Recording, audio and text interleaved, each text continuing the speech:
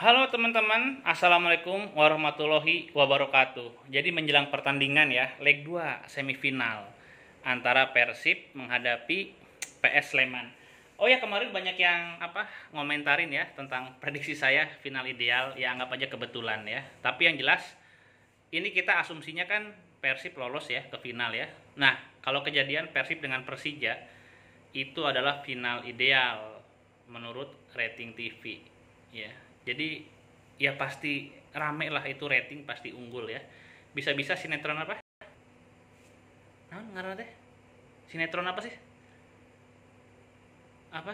Ya itulah ya, itu sinetron itu bisa bisa kalah tuh ratingnya.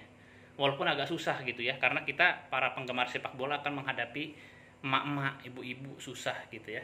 Nah teman-teman, saya ada di mana ini? Saya sengaja nih saya nyari tempat buat nonton Persib ya nanti malam, karena kan istimewa, pertandingan istimewa, tempatnya juga harus istimewa.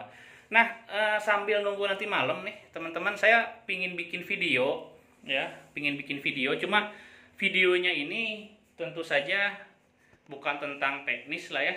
Kalau bikin video mengulas kemampuan kedua tim udah biasa, udah banyak gitu ya. Cuma saya pingin membahas tentang lawannya Persib nih, PS Sleman ya. Anda bayangkan PS Sleman.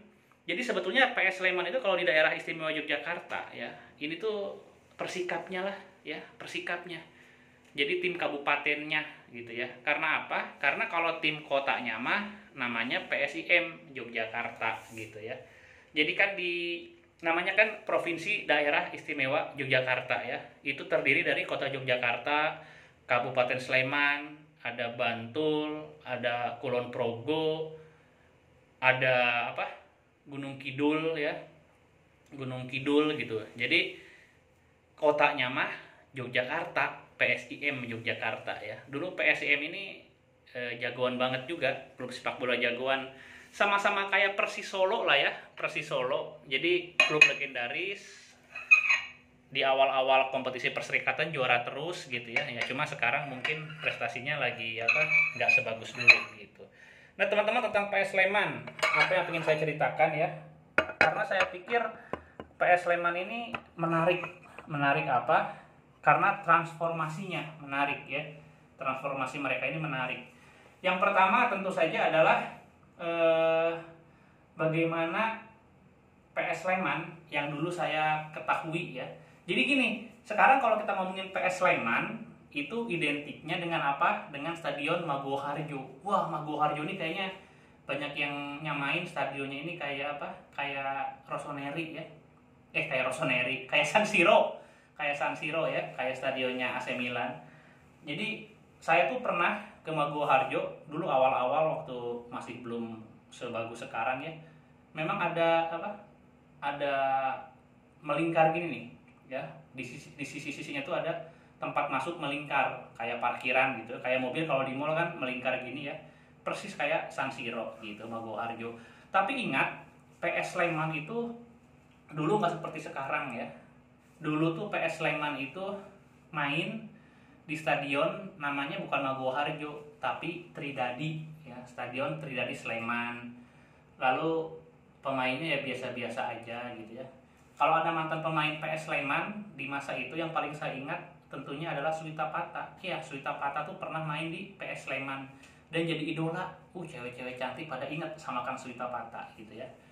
Udah gitu main di Tridadi PS Sleman ya, bajunya sama warna hijau. Nah, supporternya kalau sekarang kan ada BCS ya, Kurva Sud, Brigita segala macam. Kalau dulu enggak, namanya itu supporternya adalah Slemania ya, Slemania. Nah, jadi tim Persib ya beserta para bobotoh itu punya pengalaman kalau untuk menginvasi Kabupaten Sleman dari masa dulu ya, bukan sekarang-sekarang. Jadi zaman dulu tuh sekitar tahun berapa ya? Belasan tahun lalu lah. Belasan tahun lalu itu supporter Persib sudah tandang ke PS Sleman gitu ya, nonton. Oke, tunggu bentar, ada yang mau masuk. Nanti saya lanjutin bentar ya. Sorry keputus ya, kita lanjutin. Tadi ada room service nganterin ini, nganterin kimono. Oke teman-teman, kita lanjutin lagi ya, PS Sleman. Nah, Yang menarik adalah justru supporternya, ya. Ya jujur saja, kalau dari sisi historis, kayaknya sih tetaplah PSIM yang megang ya, PSIM Yogyakarta yang megang. Tapi yang menarik dari sisi supporter ya, justru supporternya PS Sleman ini kreatif. Kreatifnya itu tidak hanya apa di tribun ya, beratraksi, support segala macem, tapi mereka juga kreatif secara konsep ekonomi gitu ya. Kalau kalian googling nih, kalian bisa temukan bahwa supporter Sleman ini justru melakukan kegiatan-kegiatan untuk menopang klub ya, kegiatan-kegiatan menghasilkan uang yang bisa digunakan untuk membantu tim mereka gitu. Jadi luar biasa, ini luar biasa. Ini adalah kontribusi nyata ya dari supporter untuk klubnya. Bagaimana kegiatan supporter justru betul-betul bisa menghidupi klub gitu. Nah saya nggak tahu sekarang gitu, saya nggak tahu sekarang ya.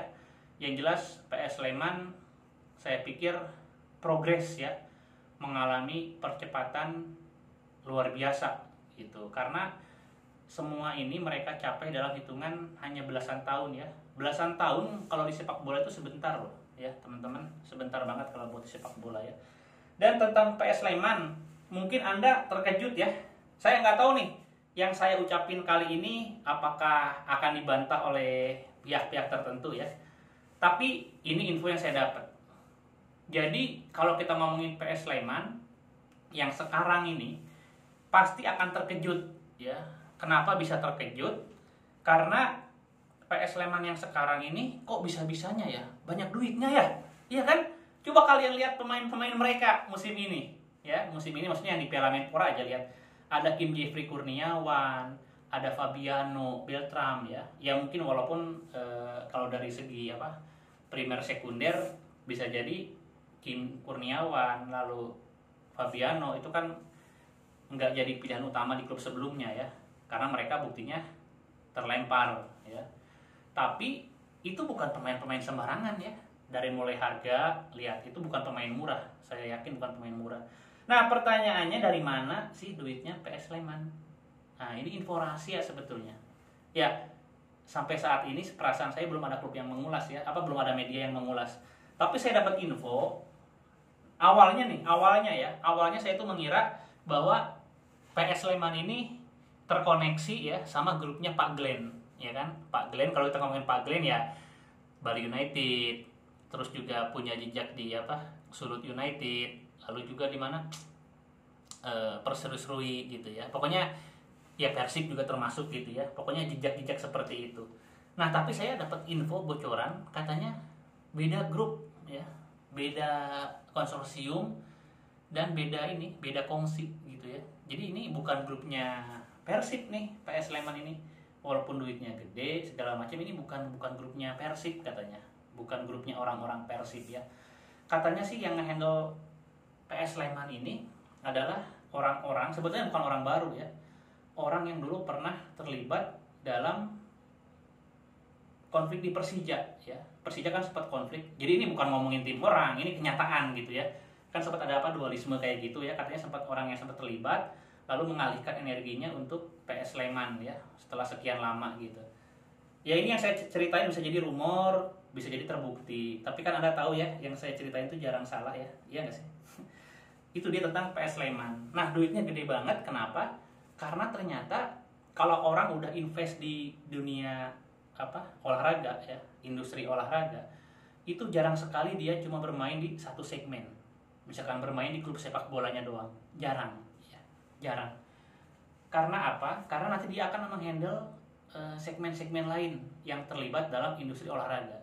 Semisal eventnya ya. Jadi sports event. Nanti semacam IO nih. Jadi orang-orang yang handle PS Sleman katanya nanti akan bikin semacam IO olahraga ya, yang bergerak di event-event olahraga. Lalu bisa jadi akan membuat media olahraga. Udah media olahraga bisa jadi akan membuat mungkin produk-produk olahraga gitu, saya nggak tahu ya. Yang jelas grup ini ya itu menjadikan PS Sleman ini top sebagai klub sepak bola saja gitu ya. Sementara mereka akan bermain di segmen-segmen lain. Apakah ini bagus? Ini bagus, ini sehat ya. Di dalam dunia sepak bola profesional yang namanya kompetitor atau orang di luar lingkaran yang itu aja itu bagus ya, karena bisa merangsang inovasi, lalu pemikiran baru gitu ya, lalu perputaran uang lebih merata dan lain sebagainya gitu loh teman-teman ya. Ya itu dia sekedar ya 10 menit cukuplah, sekedar pengantar betapa PS Sleman yang sekarang bukanlah PS Sleman yang dahulu gitu ya. Itu kan lah. Saya mau mandi ya teman-teman. Jadi ingat nanti nonton sore malam ya habis taraweh, nggak boleh nonton bareng ya. Kemarin kok tolol banget. Saya lihat di beberapa medsos itu kok ada yang apa? Ada yang ya bikin lah acara nonton bareng, nggak tahu heri nggak tahu enggak, pokoknya jangan lah ya. Kita harus bisa menahan diri, mengendalikan diri ini apalagi bulan Ramadan ya. Biar apa? Biar nanti proses izin Liga 1 lancar gitu. Gitu oke teman-teman ya. Persib lawan PS Sleman tentu saja akan dimenangkan, kalau minimal draw lah. Pokoknya apa? Pokoknya Persib lolos, nanti final ideal Persib Persija. Gitu aja oke. Assalamualaikum warahmatullahi wabarakatuh.